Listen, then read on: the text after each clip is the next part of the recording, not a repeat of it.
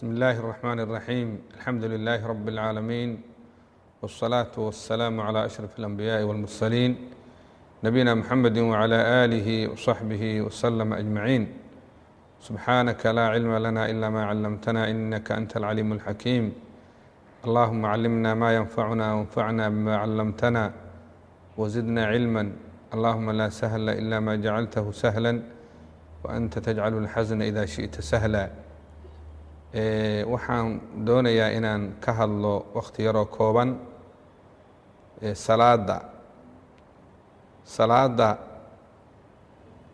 salaadu waa rukniga labaad ee arkaanta islaamka,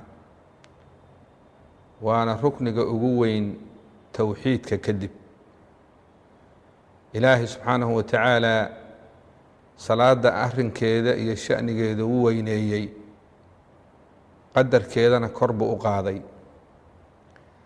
waxaan ognahay nebi moxamed calayhi الsalaatu wassalaam cibaadaadka oo dhan dhulka isagoo jooga ayaa lagu soo dejiyey, laakiin salaada sharafteeda iyo mansiladeeda iyo qiimaheeda habeenkii la dheelmiyey nabiga calayhi الsalaatu wassalaam alisraa walmicraaj ayaa ilaahay subxaanahu wa tacaala uga soo farad yeelay 7 samo korkooda.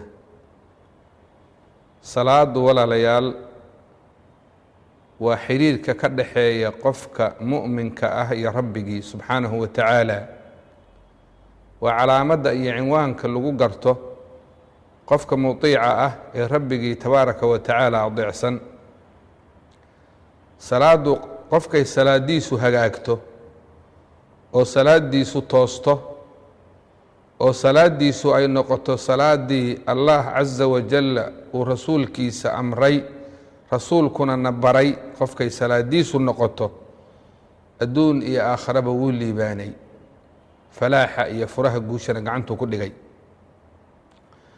wuxuu rabbi subxaanahu wa tacaala qur'aankiisa kariimka ah ku yidhi suuratu lmu'minuun bilowgeeda, qad aflaxa almu'minuun, mu'miniintii ayaa liibaanay liibaan dhab ah.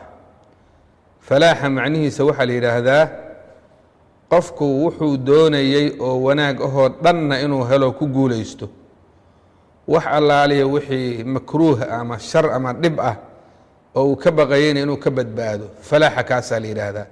waana waxa qof kasta oo uu doonayo o uu raadinayo. falaaxaas waxaa liibaanay oo guushaas helay buu yidhi ilaahay caza wajal mu'miniinta iyaga ah ilaahay sifeeyey oo tilmaamay.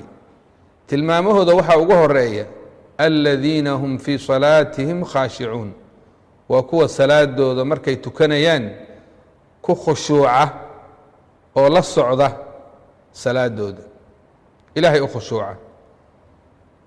wاladiina hum can اllagwi mucriduun, wاladiina hum lلzakaati faaciluun, والذين هم لفروجهم حافظون إلا على أزواجهم أو ما ملكت أيمانهم فإنهم غير ملومين فمن ابتغى وراء ذلك فأولئك هم العادون والذين هم لأماناتهم وعهدهم راعون والذين هم على صلواتهم يحافظون. tilmaamaha la sheegay ee mu'minka liibaanay uu leeyahay salaad baa lagu bilaabay, waxaana lagu dhameeyey salaad baa lagu dhameeyey.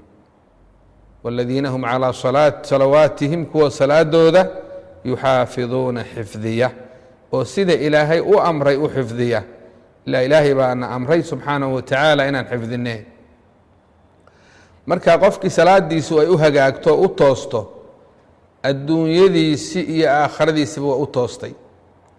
xasilooni iyo raaxatulqalbi iyo irsaaqad waasaca iyo farxad yuu ku noolaanahayaa adduunkan. amaa qofkii salaadiisu hallowdo ama salaadiisii ay khariba amaba aan tukan, isaga taa iyada ah looma rajaynayo. sidaa darteed walaalayaal, salaadu ahmiyad weyn bay leedahay, aada iyo aada u weyn, oo waxaa weeye qofkii saamaynaysa adduunyadiisi iyo aakhiradiisiba. haddaan wax yar ka tilmaanno salaada iyada ahmiyadeeda waxaa ka mid a inaanay marna qofka ka dhicin tawxiidka hal mar baa laga rabaa cimrigiisii qofka inuu ku dhawaaqo zakadii haddii xoolihiisu ay qofka zaka gooyaanba hal mar ahaa sanadkii laga qaadayaa nisbo yar haddii kale zakaba ma gooyaan xoolihiisoo lagamaba rababa waxa weeye soomkii sanadkii hal bil weeye qofkaan awoodin markaas ama xanuunsan maalinka lagu qadaynayaa kii awoodi kari waayna waaba laga qaadayba xajkine cumrigiisii qofkii hal mar baa laga doonayaa qofkii weliba awoodo man istadaaca ilayhi sabiilan laakiin salaaddii sina waa ku hari weyday sina waa ku hari weyday qofku markuu nabadgelyo ku jiro markuu cabsi ku jiro markuu xanuunsan yahay markuu safar yahay salaadii siday kuu qabato baa loo tukadaa baa la yidhi xilligii xarbiga oo dagaalka lagu jiray oo gaalada iyo mu'miniintu ay ishor fadhiyaan buu ilaahay leeyahy subxaanahu wa tacaala fain khiftum farijaalan aw rukbaana faidaa amintum fadkuru اllaha kama callamakum ma lam takunuu taclamuun haddii aad cabsootaan oo cabsi ku jirtaan yacni farijaalan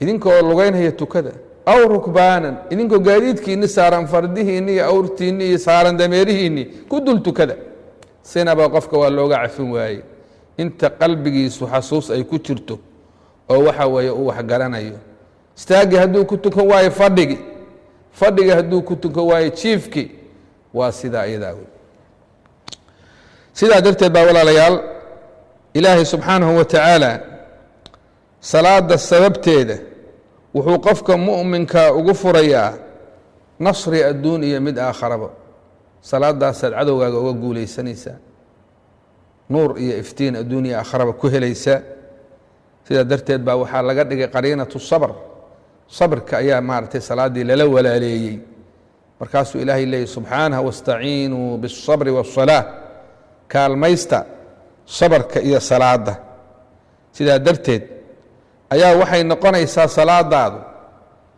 camalka ugu horeeya ee qiyaamaha markaad ilaahay hor istaagto lagu weydiiyo hadday salaadaadu hagaagto acmaashii intii kaleo dhan salaadaa horkacayso way hagaagaysaa hadday laakiin salaaddii hallowdo fasahaado camalkii oo dhan baa fasahaadayo sidaa darteed salaada ilaahay waxaa ilaaliya qof mu'mina allihii rasuul yaqaan aakharo rajaynaya iyo ilaahay subxaanahu wa tacaala raxmaddiisa salaada kama wahsado ama kama tago ilaa munaafiq ama waxaa weeye qof faasiq ah oo ilaahay subxaanahu wa tacaala daacadiisii ka baxay labadaa unbaa salaad ilaahay fududaysta oo tahaawuna salaaddu waxay leedahay fawaa'id aada u badan oo aan la soo koobi karin oo adduunyo iyo aakharaba ah oo waxaa weeye xaggii noloshii xaggii maaragtaaye maxaanku idhahdaa caafimaadkii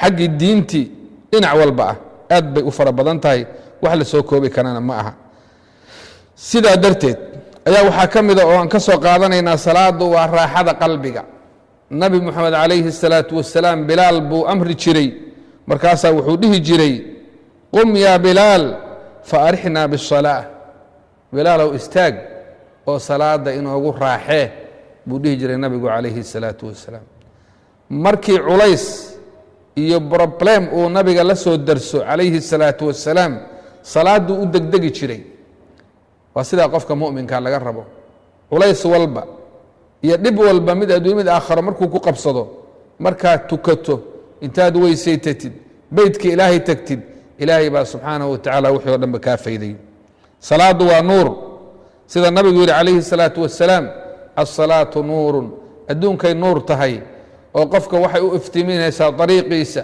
xumaha iyo samahay u kala saaraysaa aakharo waa nuur marka munaafiqiintiiyo gaaladu nuurka uu ka damo jidka siraad ee seefta ka af badan tinta ka yaryar ee jahannamo la dul dhigay marka la marayo qofkii mu'minka ahee tukan jiray nuurkiisuu ku marayaa laakiin munaafiqiintii gaaladii nuurka waa laga daminahayaa salaadaadu sidaan tilmaannay salaaxeeda iyo hagaaggeeda camalkaagii oo dhan inuu hagaaga ayaa ku xiran. ilaahayna subxaanahu wa tacaala maaragtay markuu addoonkiisa salaada laga xisaabiyo sidii xadiidkii ku sugnaa wuxuu leeyahay hadday salaadiisii sidii la rabay noqon weydo weydiiya addoonkayga ma leeyahay wax sunnooyin ah.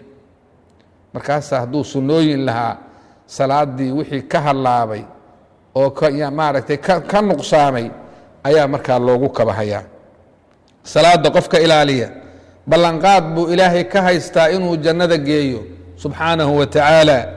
laakiin qofkii ka taga salaadaas ama tahaawuna ama fududaysta muu haysta ballanqaad ilaahay agtiisaa subxaanahu wa tacaala inuu janno gelayo. salaadu waxay ammaan qofka oga tahay ka ilaalisaa waxa la yidhaahdo halaca, cabsida iyo argagaxa iyo qalaqa, sida ilaahay noo sheegay ina alinsaana khuliqa haluucan idaa masahu الsharu jazuucan waإida masahu اlkhayru manuucan ila almusaliin.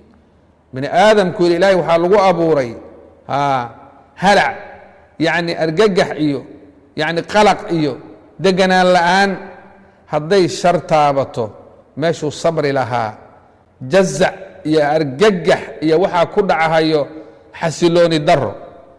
haddii uu khayr taabtana meeshuu ilaahay ku shukrin lahaa waa mancinayaa khayrkii. ila almusaliin baa ilaah yidhi, kuwa tukada ma ahani oo salaada ilaahay ilaaliyo subxaanahu wa tacaala.